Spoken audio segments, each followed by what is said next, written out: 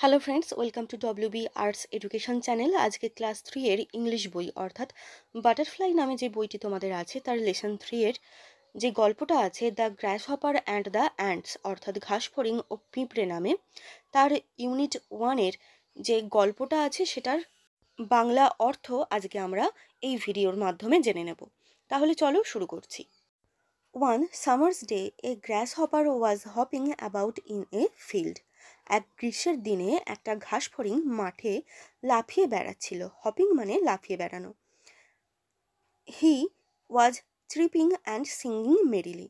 সে আনন্দের সঙ্গে ডাকছিল ও গান করছিল। মেরিলি মানে হলো আনন্দের সাথে। A group of ants walked past him.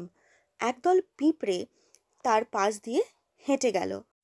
They carried plump seeds of corn. তারা মোটা মোটা ভুট্টার বীজ বহন করছিল। প্লাম্প কথার অর্থ তোমরা নরম ও পুরু বা মোটা ও রসালো বলতে পারো, তাই আমি এখানে মোটা কথাটা ব্যবহার করেছি। Where are you going with those heavy things? তোমরা কোথায় যাচ্ছ এই ভারী জিনিস নিয়ে?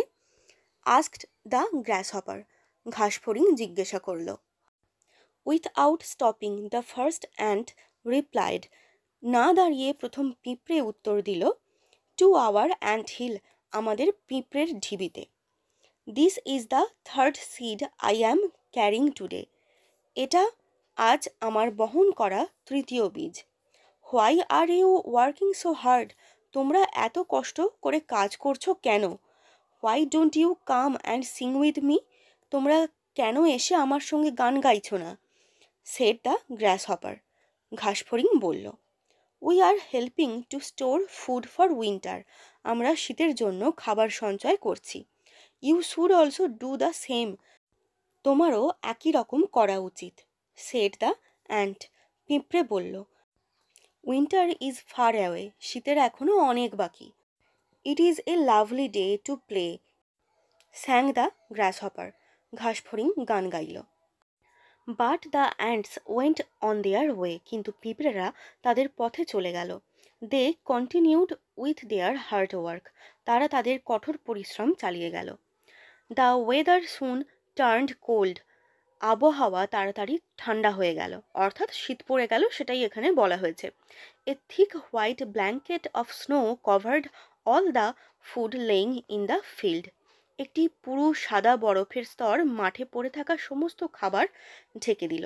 The grasshopper could not find any food. ঘাসফড়িং কোনো খাবার খুঁজে পেল না। He went to the ants hill. সে পিঁপড়েদের ঢিবিতে গেল। He saw that the ants had stored enough food for winter. সে দেখল যে পিঁপড়েরা শীতের জন্য যথেষ্ট খাবার মজুত করে রেখেছিল। He begged them for something to eat. সে তাদের কাছে খাবারের জন্য ভিক্ষা চাইল। What? Cried the ants in surprise. কি? পিঁপড়েরা বিস্ময়ে চিৎকার করে উঠল। Have not you stored anything for the winter? তুমি কি শীতের জন্য কোনো খাবার মজুত করনি? What were you doing all summer? তুমি সারা গ্রীষ্মকালে কি করেছো? I did not have time to store any food. আমি খাবার সঞ্চয়ের জন্য সময় পাইনি। Said the grasshopper. ঘাসফড়িং বলল। I was so busy playing music.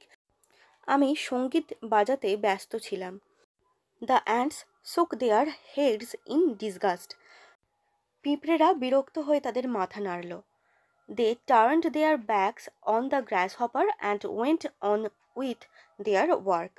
তারা ঘাসফড়িংয়ের দিকে পিঠ ফিরিয়ে নিয়ে তাদের কাজে লেগে গেল। আজকের আলোচনা পর্ব তোমাদের ভালো লাগলে অবশ্যই লাইক, কমেন্ট এবং বন্ধুদের সঙ্গে শেয়ার করতে ভুলো না। আর যারা চ্যানেলে নতুন এসেছো তারা অবশ্যই চ্যানেলটিকে সাবস্ক্রাইব করে রেখো।